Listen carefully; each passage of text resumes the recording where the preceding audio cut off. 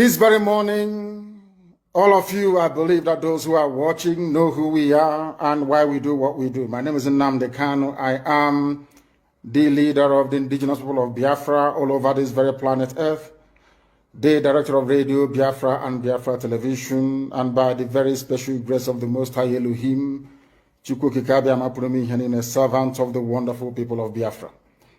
We are live and we are direct this very morning, afternoon, or night, depending on where you are. And we start this very day by making it abundantly clear that the greatest enemy of a black man is the way that we reason. If not that the way we reason is very, very abhorrent, there is no need or reason why we should be suffering and complaining every blessed day without the courage to do something about it. Unless you understand your role in society, you can never ever make any meaningful contribution. According to the Greeks, there are three types of people on this earth: the idiots, the tribesmen, and the citizens. People don't know the meaning of the word idiot. They think it's an insult. It's not an insult. When the Greeks used the word idiots, they did not use it as a curse word. Idiots are people who just do not care. That is the original meaning of the word. If they write exams, they will cheat. If they are in government, they will steal. An idiot does not care at all. If he eats banana, he throws the peel anywhere instead of putting it in a trash can. According to the Greeks, some societies have more idiots than tribesmen and citizens. As I used to say before, Nigeria is full of idiots. Idiots.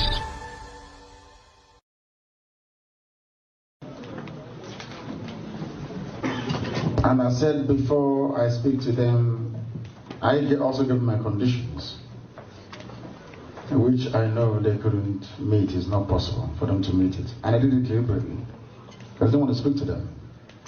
They sent Joseph Okaro to come to me, first to my parents.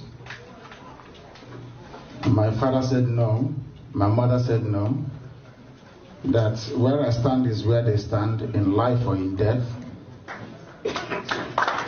And they came to prison. I was even from DSS dungeon. The promises came. The vice president, anything you want. You have a very beautiful wife. You better go and enjoy her than being in prison. Wow. Anything you want. And I said no. That what I want is a referendum to determine if you good people want to be part of the zoo or part of Nigeria or part of Biafra. Choose one, zoo or Biafra. They said no. And I just tried to make contact. When I came out, I don't know if I've told this story before actually.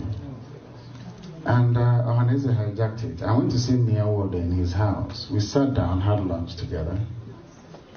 And I told him what my conditions were to lift the boycott in Anambra State, which they couldn't meet.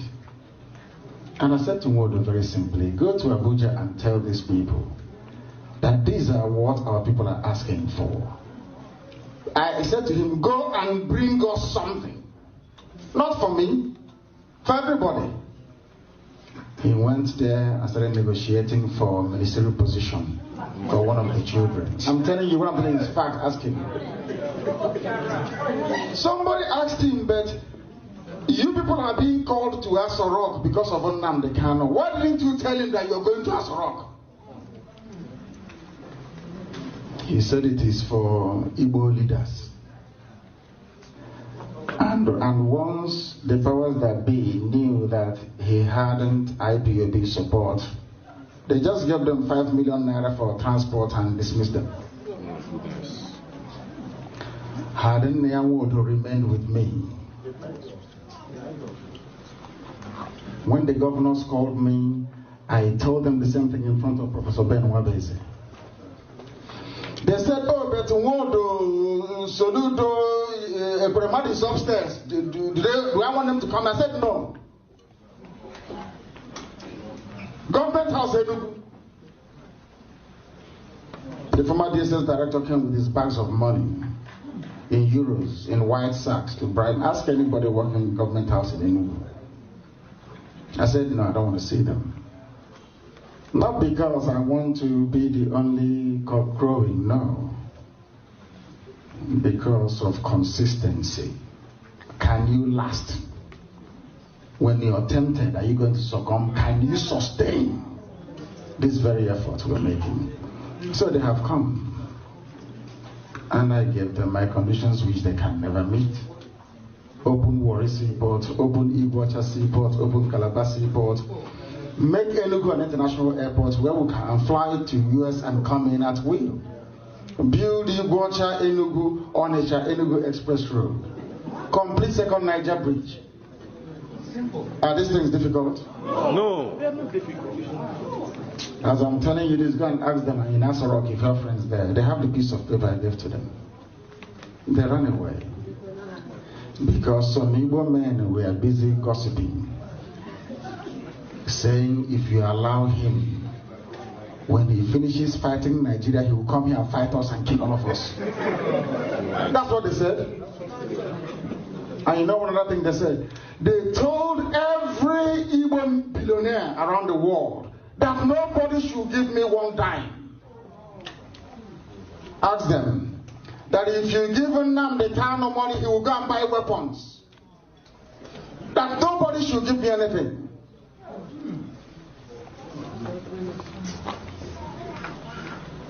I'm going to Gabiga, you won't believe it. That we are here by the grace of Elohim, not by any of our strength, to be honest with you.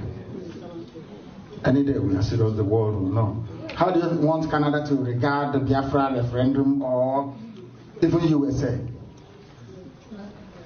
The people that the ambassador knows are the governors, or maybe Hanese.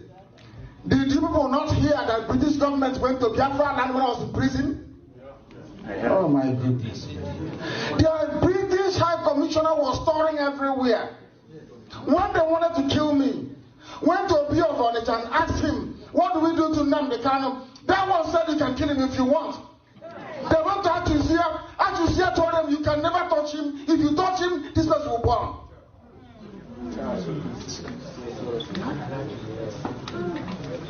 How many times has the US government been to Enugu? They go to Ohaneze. I saw, I don't want to say it.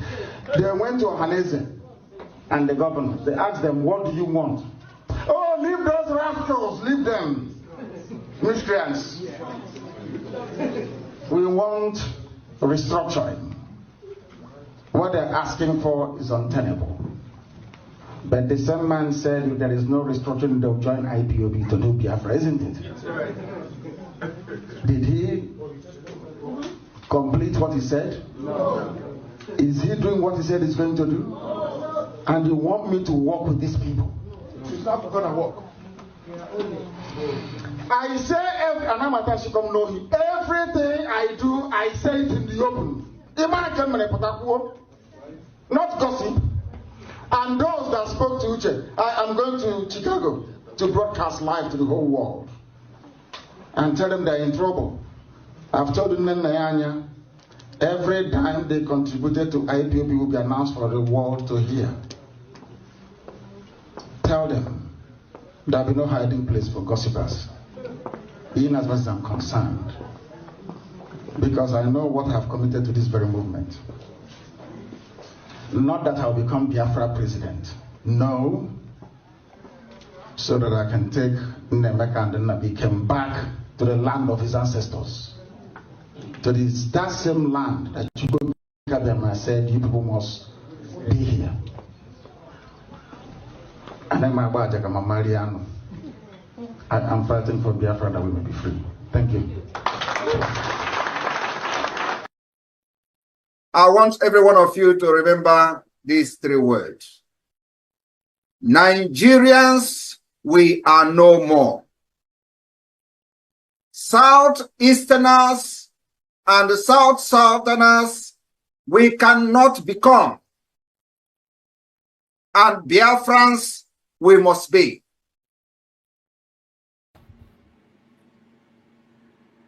I want to make it very clear this evening that those who align with the Nigeria government to undermine the legitimate interests of Biafra people, especially in the liberation phase of Biafra, we are not going to allow them to have peace within Biafra territory.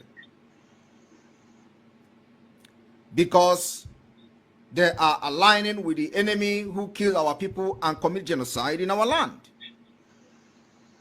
And what they do is to fight against our common interest.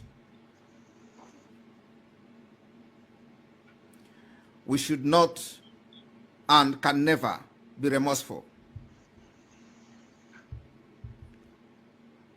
We are going to deal with them decisively by uprooting those individuals who, by the pen, approve the invasion of Biafra land and making it possible for the Nigeria terrorist security agencies to lay siege on Biafra soil. Regardless of their status, we don't engage later after Biafra has gotten its independence. The idea of the struggle, of the face of this struggle at this point, is to liberate Biafra holistically. Because if we don't do it now, it may undermine the development of Biafra when we go into the second phase of the civil war, with the internal civil war after Biafra independence. And we cannot allow that to happen. We have the potential to develop at the fastest rate, more than any country in the world.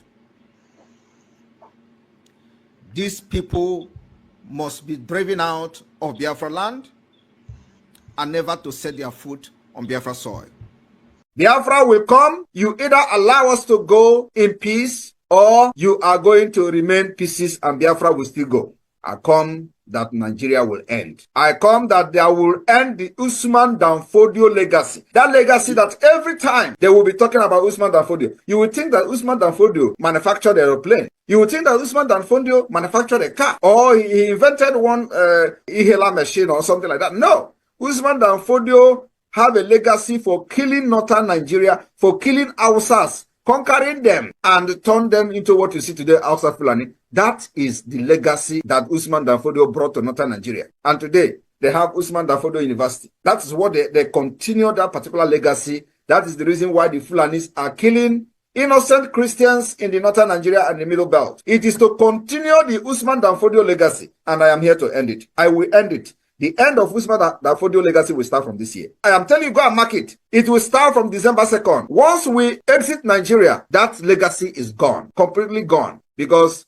they will not have any other place to conquer. Is it us that you are going to cross our border to come and start saying you want to conquer Biafra? We did not conquer us when we were in Nigeria. It's not going to be possible.